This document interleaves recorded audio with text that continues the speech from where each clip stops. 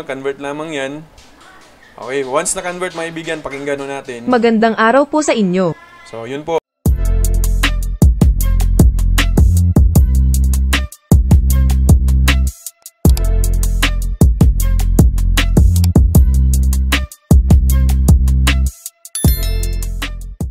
Ngayong araw po sa inyo lahat mga kaibigan. Ngayon mga kaibigan ay ibahagi ko sa inyo yung pong pag-edit po ng voice command ng ating pong mga piso wifi.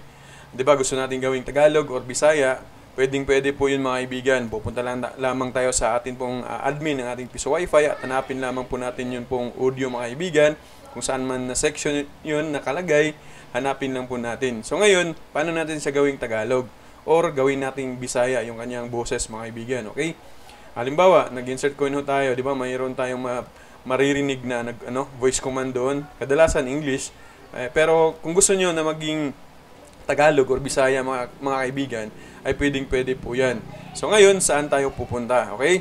Pupunta lang tayo sa site na ito. Actually, yung ilalagin natin or yun pong atin pong pupuntahan na site na ito ay mayroon po tayong link dito po sa baba ng ating pong video mga kaibigan.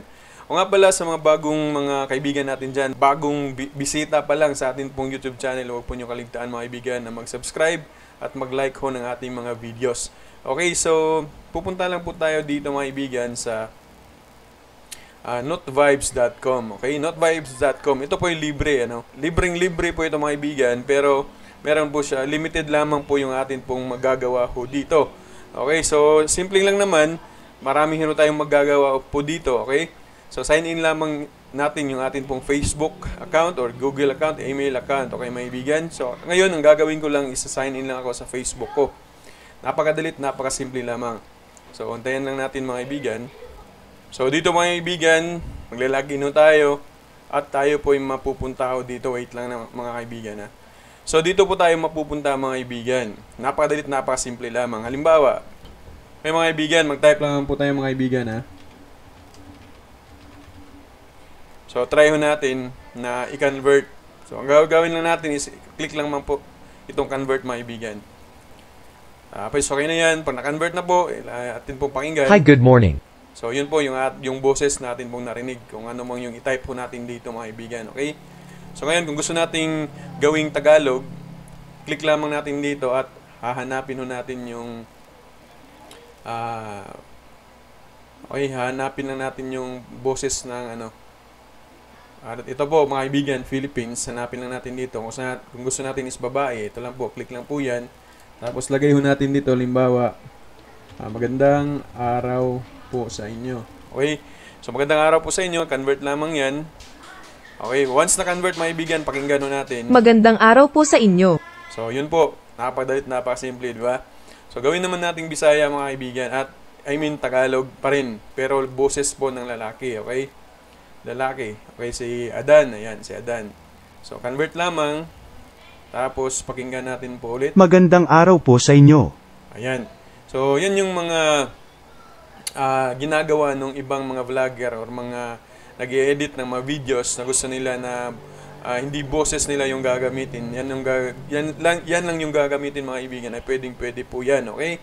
So, Bisaya po mga kaibigan, try natin na mag-type po ng salitang Bisaya. Maayong adlaw sa inyong tanan. Okay, try natin. Magandang araw po sa inyo. Convert natin mga kaibigan, okay? So ngayon, try natin. Maayong adlaw sa inyong tanan.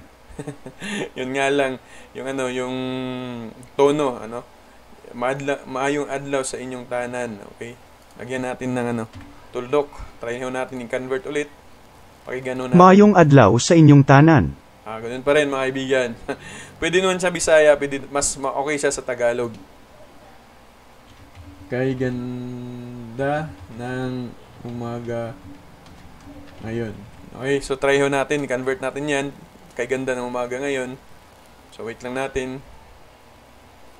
Okay, pakinggan natin. Kay ganda ng umaga ngayon. So, kay ganda ng umaga ngayon. Ayan. Pag okay na po yung tinype nyo dyan mga kaibigan na gusto nyo pong ilagay sa inyo pong mga videos, halimbawa nag-edit ho tayo tapos lalagyan natin ng boses, So, yan ang ating gagawin. Pagkatapos po natin makonvert, i-click lang po itong download section mga kaibigan. So, ayan. Makikita ho nyo yan sa inyo pong download section. Tapos, i-click ho natin. Try ho natin i-open. Kay ganda ng umaga ngayon. Ayan. Ulit. Kay ganda ng umaga ngayon. Ayan. So, di ba mga kaibigan, napakasimple at napakadali lamang. Huwag po niyong kalimutan, yung link po ng site ho na ito ay nasa description ho natin mga kaibigan. At saka ito po yung pwede natin gamitin para palitan yung pong boses po ng ating pong Piso Wi-Fi or voice command ng ating Piso Wi-Fi ay pwede po ito mga kaibigan. Compatible po ito. So yan lamang mga kaibigan yung ating ibabahagi sa ngayon. Magandang araw po sa inyong lahat and God bless us all.